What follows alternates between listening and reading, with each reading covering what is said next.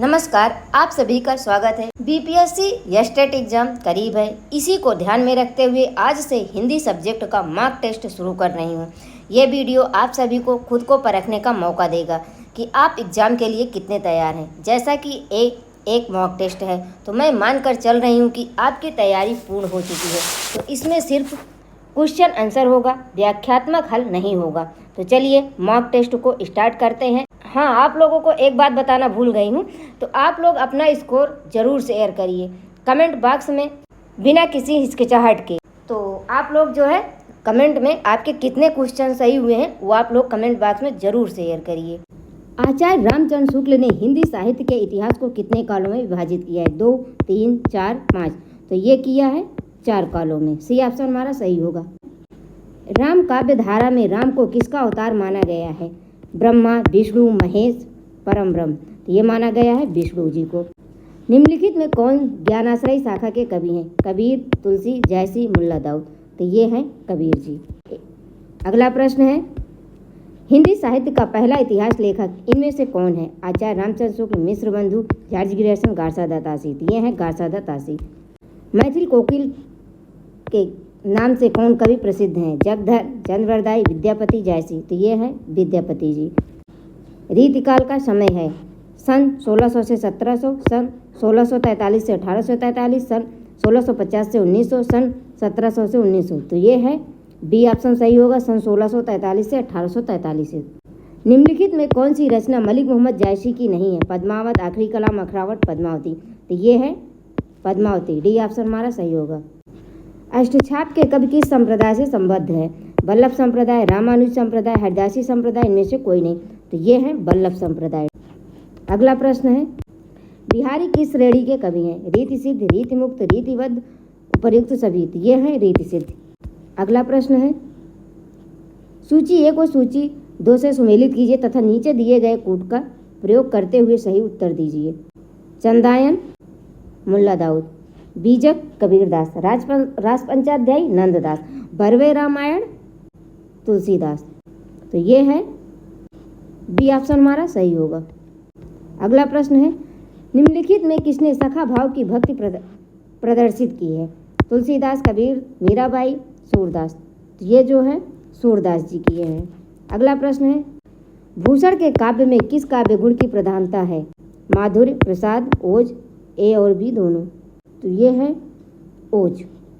अगला प्रश्न है, गद्य यदि कवियों की कसौटी है तो निबंध गद्य की कसौटी है। यह कथन किसका है? रामचंद्र शुक्ल, गुलाब राय, हजारी प्रसाद द्विवेदी, इनमें से कोई नहीं। तो इसमें है ये कथन है आचार्य रामचंद्र शुक्ल जी का। निम्नलिखित में आंचलिक कहानीकार कौन है? राजेंद्र यादव, फणीश्वर नाथ रेणु, कमलेश्वर, मोहन राकेश। तो ये हैं फणीश्वर नाथ रेणु जी। हरिशंकर परशाई मुख्यतः किस प्रकार के निबंध लेखक हैं? ललित निबंध, यात्रापरक निबंध, हास्य व्यंग्य निबंध, भावात्मक निबंध। तो ये है हास्य व्यंग्य निबंध। अगला प्रश्न है, उपन्यास को मानव चरित्र का आख्यान किसने कहा है? जयशंकर प्रसाद, यशपाल, आचार्य रामचंद्र शुक्ल, प्रेमचंद। तो ये कहा है प्रेमचंद ने। निम्नलिखित में कौन सा उपन्यास प्रेमचंद का नहीं है? सेवा सदन, कर्मभूमि, चित्रलेखा, गोदान। तो ये चित्रलेखा जो है प्रेमचंद का नहीं है। अगला प्रश्न है, मैथिल किस उपभाषा की बोली है? राजस्थानी, बिहारी, पश्चिमी हिंदी, पूर्वी हिंदी। तो ये है बिहारी हिंदी। निम्नलिखित में कौन सी बोली पूर्वी हिंदी की है? खड़ी बोली, ब्रज, बघेली, इनमें से कोई नहीं। थी ये है बघेली। काव्य प्रकाश के रचयिता कौन है? भरत मुनि, विश्वनाथ, धनंजय, मम्मट। ये हैं मम्मट जी। संविधान में अष्टम सूची में मान्य भारतीय भाषाओं की संख्या कितनी है? तो 22। निम्नलिखित में किस प्रदेश की राजभाषा हिंदी नहीं है? पंजाब, राजस्थान, मध्य प्रदेश, बिहार।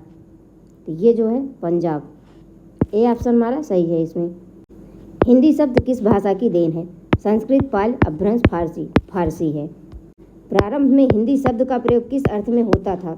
भारत देश, भारतवासी, उपर्युक्त दोनों। तो ये जो है सी ऑप्शन सही होगा, उपर्युक्त दोनों। कौन सी ध्वनि दंत्य है? पा, था, का, चा। तो ये था है। बी ऑप्शन हमारा सही है। अगला प्रश्न है, इनमें से देवनागरी लिपि की कौन सी विशेषता नहीं है? इसमें हमें देवनागरी की विशेषता बतानी है, कौन सी नहीं है? स्वर व्यंजन का क्रम वैज्ञानिक है, जैसा उच्चारण वैसा लिखना होता है, एक ध्वनि के लिए प्रायः एक ही वर्ण चिन्ह है, कुछ वर्षों का उच्चारण नहीं होता है। तो ये जो है बी ऑप्शन हमारा सही होगा, जैसा उच्चारण वैसा लिखना होता है।